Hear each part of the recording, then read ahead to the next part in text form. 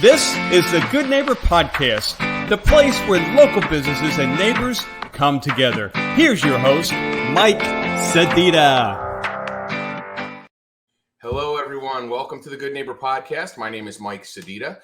We are now shooting episode 26, and we're fortunate enough to have Cathy DeLeo of DeLeo Designs and Staging. Are you based in Wesley Chapel? Is that where your home office is? I am, yes. I work in Wesley Chapel. Awesome. Cathy, welcome to the show. Thanks for coming on. Thanks. Thanks for having me. I'm always about having businesses that are in the community. That's kind of what I do with my publications. It's what I do with the podcast. And all this is kind of designed to bring people together. A little bit about the Good Neighbor Podcast, just so you know how we got started, why we do what we do, and how it kind of all evolved.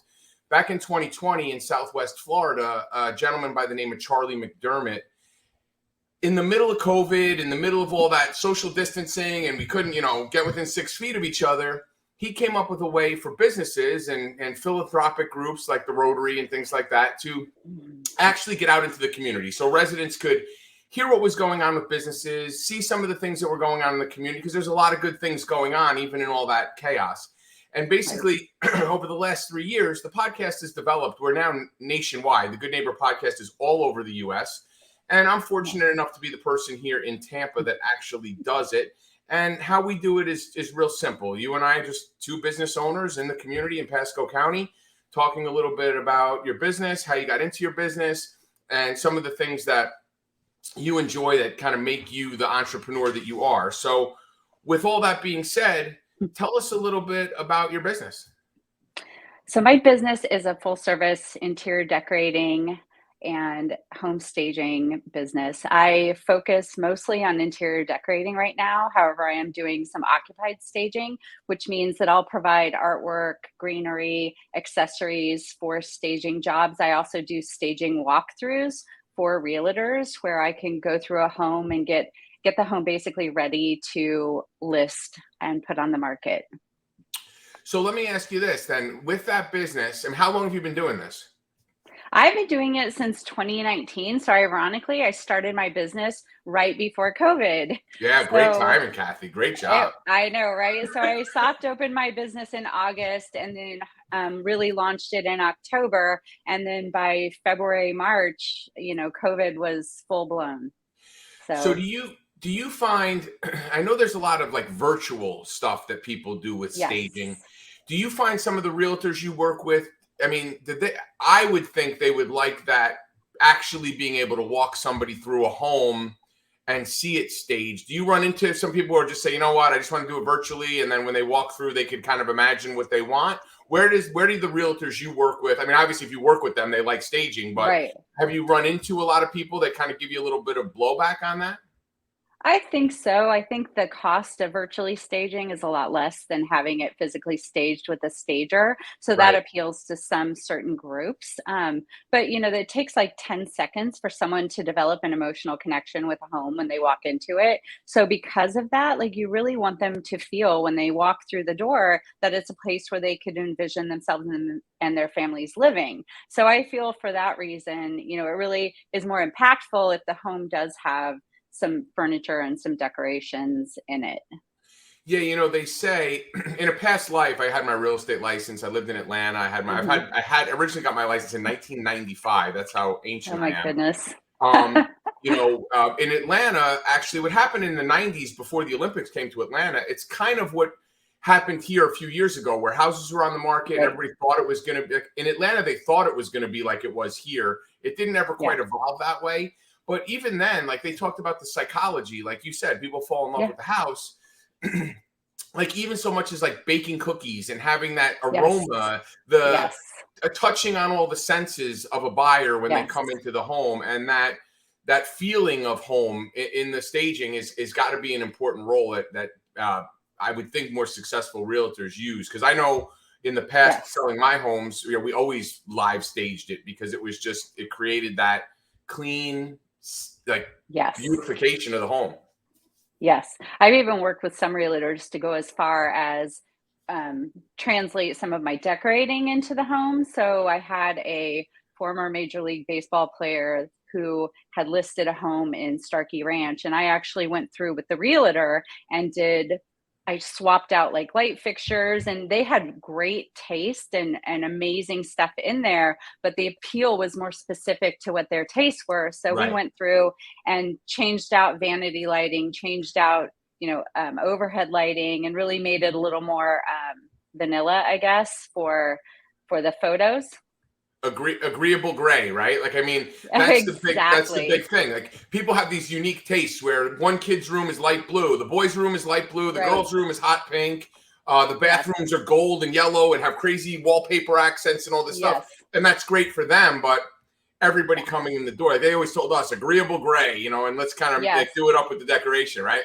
Exactly. Exactly. So let me ask you then, as the rest of your business, the majority of your business is design, not staging. So are you finding that, maybe the timing wasn't so bad because, maybe you're struggling through it a little bit the first year, but since then, so many people have moved to Exactly. Florida from the Northeast. Yes. And, I guess the misconception, that's generally one of my questions is what is a misconception? But I guess some people kind of think that, or at least the people I know that have moved from the north, they sell their house up there. They've been in their house for 25 years. It's kind of paid off.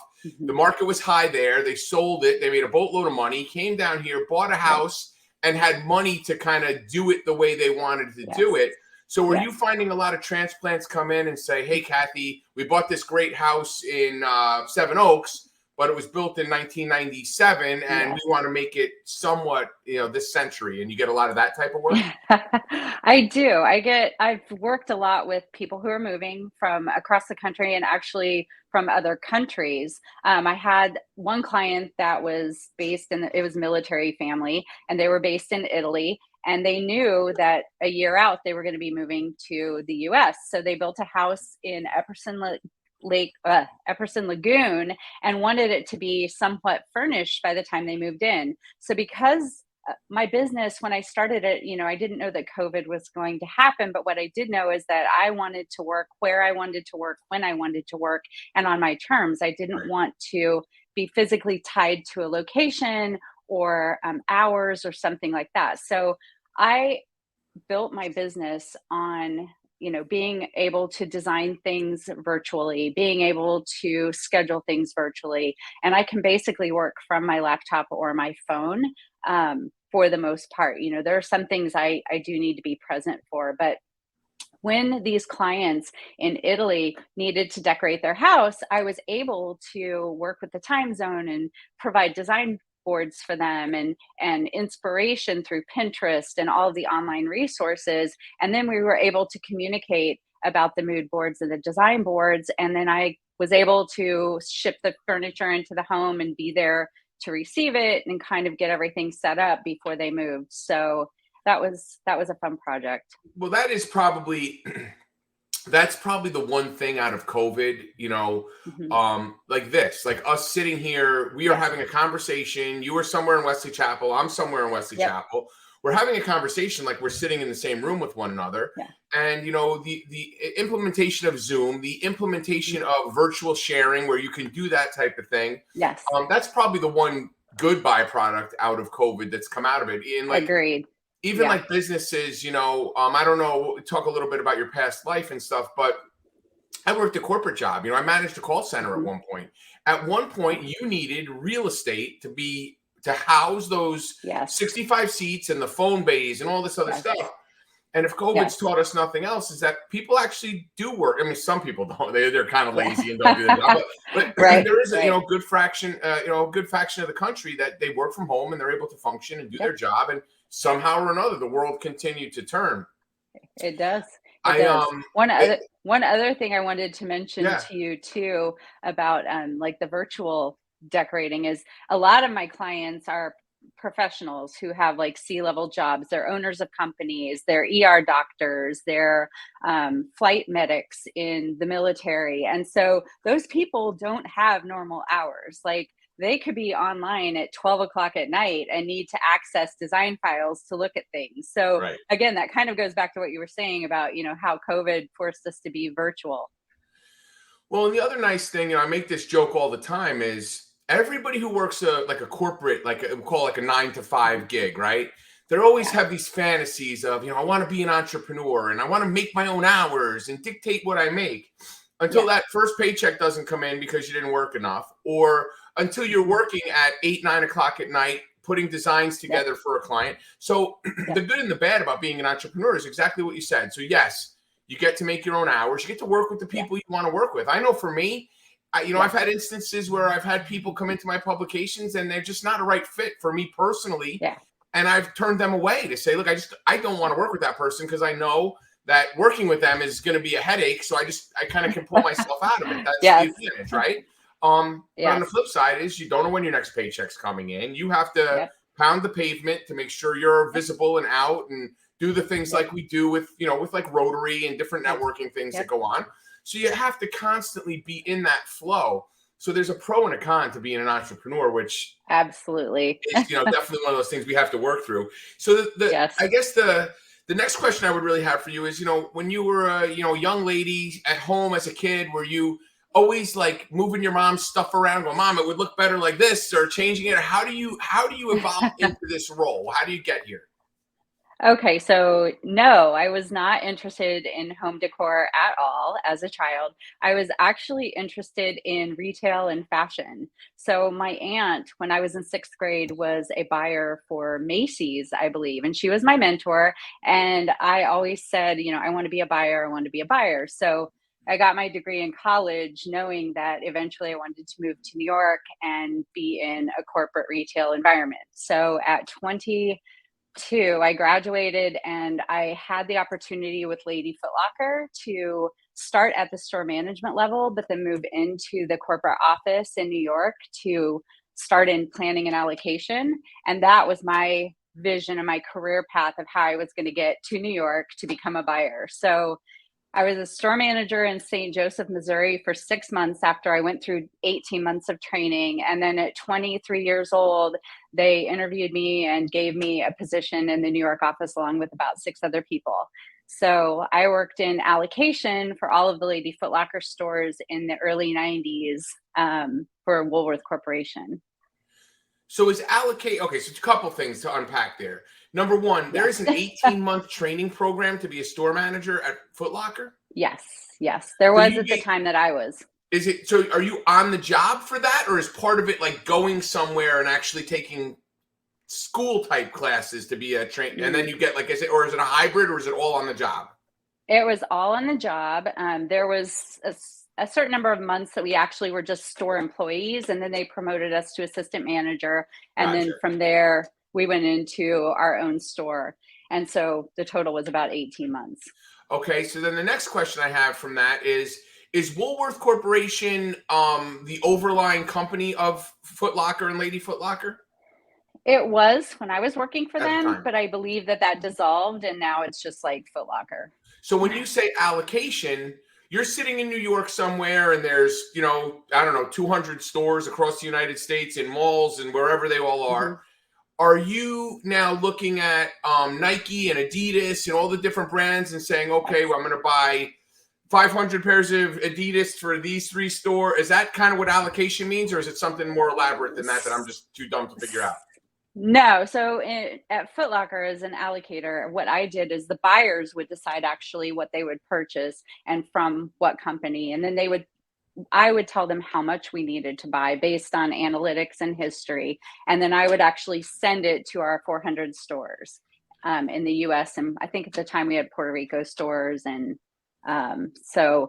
and then we would open new stores. So I would plan the merchandise for those new stores to make sure when they opened, they would have the right amount of merchandise. Then as I moved up, I became a buyer eventually in other companies. So that's where, what you're talking about, deciding what vendors we work with and how much we buy. And yeah.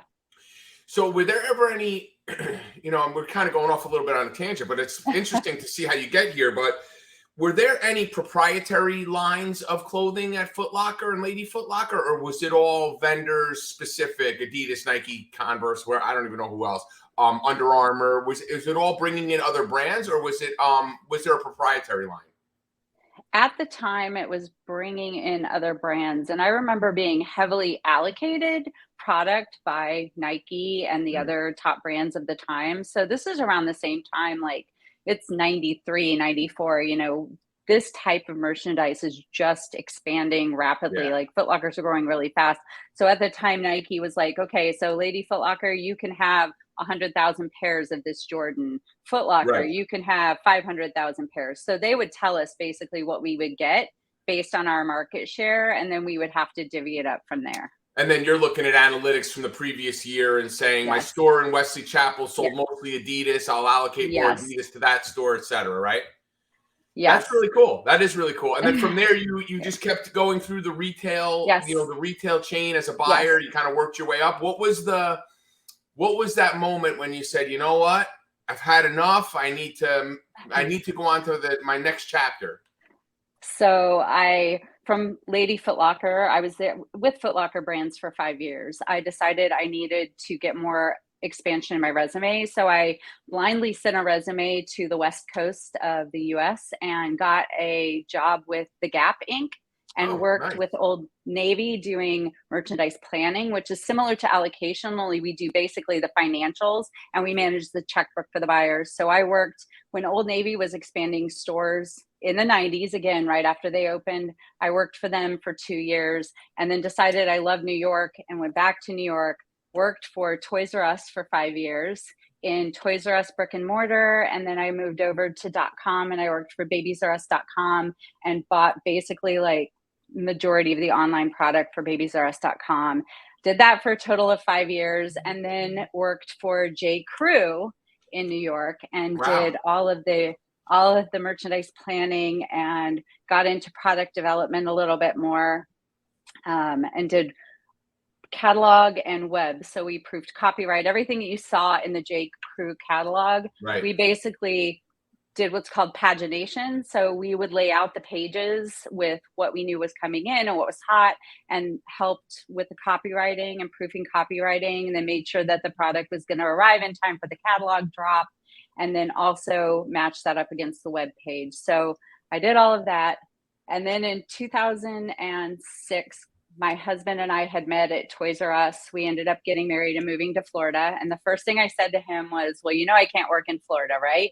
Because there's not much. There's nobody retail here, right? No, it was like HSN, Bells, and I think that was it at the time. So of course, like, I worked for both of those for a period of time, but most recently my retail experience here, in I believe 2011 to 13 or 14, I got a job with L'Oreal and I was the director of category management for the sundries and appliances division of Right. Salon Centric, which was a professional division that L'Oreal owned. And they were centralizing buying here in Florida over in St. Pete. Wow. So I was kind of a new team that was brought in to head up all of they were purchasing mom and pop beauty supply stores all over the United States. And I was helping to consolidate all of that. So I was one of 3 people that reported to the president. I managed 100 million in revenue through 3 departments, 7 people, did all of the cross functional management of marketing and finance. And I managed 60 outside vendors, like BioIonic and Hot Tools and all of the different brands that a professional store would carry for curling irons and hair dryers. I traveled about 50% of the time. And then when I was home, I worked 14-hour to 16-hour days, and I was driving 3 hours a day for my commute. So that right there was That's enough. Yeah. That was it. Yeah. So, but I loved it. But at the same time, like, I really didn't have a life. no home life balance. That's the big thing. Where are you originally from? I'm from the Midwest. I'm from Kansas. So, that is the biggest thing. I mean, you lived in New York, so you experienced that pace of the world. Yeah. Most of the people, I mean, I moved from New Jersey to Atlanta because I just like the pace better. I got tired of getting up in the morning, getting on the train, or getting on the bus, going into New York City, sitting at a desk. Like, it was just a monotonous, it really was like a rat race. You were just moving from spot to spot like a body on a board. And then Yeah. when I moved to Atlanta, you get a little bit of that home life balance, and Florida's even more, and now with COVID, we Yeah. all get the opportunity, or a lot of people get the opportunity to do stuff like we're doing. But Yeah. but that is enough. The 3-hour commute for me, like I lived in Pinellas County for about 9 months, and just coming back to Wesley Chapel for my magazines, to Odessa for my new magazine out there, and New Tampa, my day was literally getting up, driving to Odessa, driving to Land O'Lakes, coming back to Wesley Chapel, ending my day in New Tampa. And then as like an icing on the cake, my cherry on my day was getting to drive back to Safety Harbor at 4:30 in the afternoon, and just miserable in traffic. And people were like, why are you so miserable? And I'm like, I literally have sat in the car all day meeting with people. It's a lot. So that is definitely enough to be the tipping point. I get why you do that. Yeah. Yeah. So when you're not working, I mean, tell me a little bit about your husband, your kids, your dogs, your pets. What do you guys do for fun when you're not what you do is kind of fun. I mean, it is a fun gig, but it is. What do you do when you're not doing that for fun? I like to go out on the boat. I like to paddleboard. I love Pilates.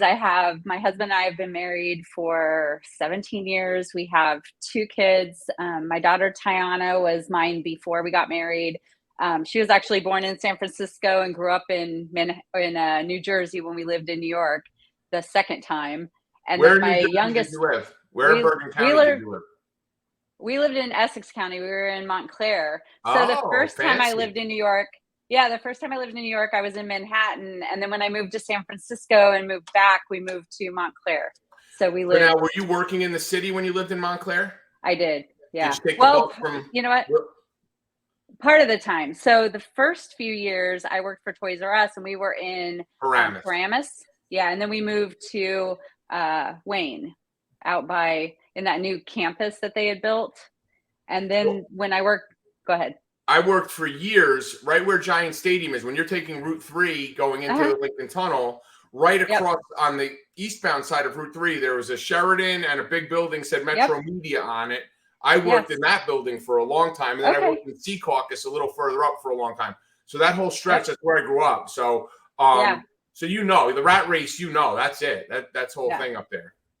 You were asking, I took the train. Yeah. So I get on the train at 7:15. Earlier, I think I'd throw my daughter out of the car at daycare and hop on the train. Cause it was like, it's like, I got to get to the train. Sorry. Yeah. So then I'd hop on the train and go to Hoboken and then take the path over to lower, I guess, the Village, because I was on Broadway and 7th Avenue, I think, or something like that. 770 Broadway. Station, and then shoot downtown. Down and towards the Village. Yeah, I mean, that whole existence is like, people don't truly understand that. When I lived up there, growing up, people would say, how can you move away from here? You could never make the money that you make here. And, and there was probably a time when it was like that, but not anymore. The world has become so much smaller where people can do jobs from anywhere. It's really a great thing that we have. So how often do you get out? Do you guys have a boat? Do you guys get out on a boat and you go out to Pinellas County, or do you have something around here, like in Corey Lake or somewhere like that? No, we belong to a boat club, and we usually go out to Tarpon Springs. That's cool. So yeah, my husband grew up in Canada and was on the Great Lakes a lot. So we both love the water, and our kids love the water. Our 16-year-old, she likes to go tubing, and she is a lacrosse player. My oldest daughter just recently moved to Georgia. Her husband is in the military, so he's stationed in Hinesville, Georgia. So life is good. That's great. Yeah. So does your daughter go to like Wiregrass, one of the school, or Cypress Creek? Yep, Cypress Creek. She's going to be a junior next year. That's awesome. So she at least she kind of, there's a whole window of kids that were in that COVID window where they're juniors and seniors, like pivotal years for them. Yes. How did she made out okay with that? Like she's, good back in school and it's all good? Yeah, it was good. I mean, I think she was, I don't want to say bored, but she was pretty aggressive with getting her work done. So she'd be done with school by Wednesday. I felt like I spent half the week just trying to entertain her because she was already done with her schoolwork. So it was all good. She is very social. So she loved going back to school, and we weren't holding her back at all. So she got to go. So, we talked about what you do day to day with your, with your company, with, with the Leo Designs and Staging. And we found out, really, I've seen you, at networking stuff, and it's really cool to kind of find out more about your background for me personally and for people listening. But if anybody's listening to this, what is the one thing you want them to take? Your background is cool because even though you were doing it in like retail and merchandising, you were still kind of planning and putting pieces together for people, even in your past career. Yeah. That kind of translates really well into what you do now. But what would be the one thing you want people listening to take away? Well, we didn't talk really about how I got into the home goods area. And after working for Salon Centric, I decided that it was just a lot, like the commute and everything. So I took a job with a step back. My husband was opening a business. He's a licensed chiropractor. He was opening a clinic. He needed me to be home more. So I took a job with Ashley Home Store in their corporate office in Brandon. Right. And so then I was buying home goods for Florida and Georgia. So that's how I translated into the homes area. And when you're buying, like, a widget is a widget, a widget. There's trends, there's analytics, like all the same things that you do for clothing, you translate into how you buy home goods, how you translate trends. I decided when I worked at Ashley that I wanted to work on my own. I didn't want to be in the corporate environment, much like you. And so then I started getting certified in the home staging. I'm a certified interior decorator. I have a psychological color certification for interior paint application. So I just took it upon myself to just start educating myself in the home area so that I could start my own business. So when you were with Home Goods, when you were working for them, did they have like almost like that training for you in-house that you could become more familiar with it, or you were doing it on the side on top of it? Not really. I left Ashley Home Store and did that on my own because I figured, you know what? I've been doing this so much for other people. Like, I can take these same skills and translate them for clients. So I just kind of bit the bullet, took 5 months, did all my training, soft launched in August, hard launched in October.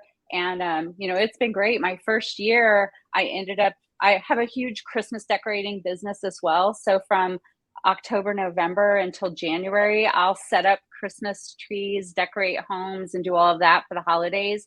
And I was very fortunate the last 3 years to have decorated for Donovan Smith. I decorated his house for both fall and holiday, and then tore down everything and packed it away for them. I decorated the Grand Hyatt down in Rocky Point. So I've had some really great clients. Awesome. It was awesome. So when you go and do something like that, I know you're an entrepreneur and it's your shop, but do you have people that you contract out? Like, if you have a job like that, do you just bring in, 3, 6, 10, I don't know how big the job is, to come in and do that job, and then that's it? Yes. So I have people that I have. Actually, a neighbor who owns a wedding planning business, and she and I barter time during the holidays. So I'll help serve at her big weddings that she needs extra people, and then she'll help me at Christmas time. And she actually loves like the diversification, and so do I. It's fun to kind of breaks it up. Yeah, exactly. Yeah. That's kind of the biggest thing about being an entrepreneur, right? Like, what you do, and you're it kind of falls along the same line regularly, but you never know what house you're going to go into and what the what the sellers are going to be like, or what the people who are redoing their design is. Everybody has a different taste. It makes it unique, and you being able to feed into that is really cool. Exactly. So if there's, like I said, if there's one thing people take away from this, it's that, what I'm hearing from you is your ability to be flexible, your ability to be ahead of the curve on trends. Like, all of those things are vital when you're staging a home to help it sell. So if you're a realtor listening to this, Cathy would be the person you want to reach out to help you get your home ready to sell. If you are a buyer and you're just moving to the Tampa market and you're listening to this, you want to give Cathy a call because you want to get your house, you want to make it your home, not the home just that you bought. You want to truly make it your home. What's the best way for them to get to you? Is it your cell phone? Is it your website? What's the Facebook? I don't know. What's the best way? The best way is just to give me a call or text me. My number is 813-501-7464. I am on Facebook and Instagram at DeLeo Design Staging. But yeah, I mean, just calling me or texting me is a great way to get me to respond. I'm pretty responsive on any form of communication. So what we're going to do is, we're going to include all that information in the podcast Okay. when we put it out. But we definitely, Okay. It's good for people to hear it on the podcast too, to have your information. Cathy, thank you Okay. so much for being on with me. Sure. Thank you. I hope you have a great week, and we will. Thank you. We will put this out as soon as we possibly can to get people interested. Okay. I know summertime is a big time for people trying to get into their new homes and get them set up before kids go to school. So we'll make sure we get as many people out to contact you as soon as possible. Thank you. Thanks, Cathy. I Have a great appreciate it. Thanks for having me. Thanks for listening to the Good Neighbor Podcast Passcode. To nominate your favorite local businesses to be featured on the show, go to gnppasco.com. That's gnppasco.com, or call 813-922-3610.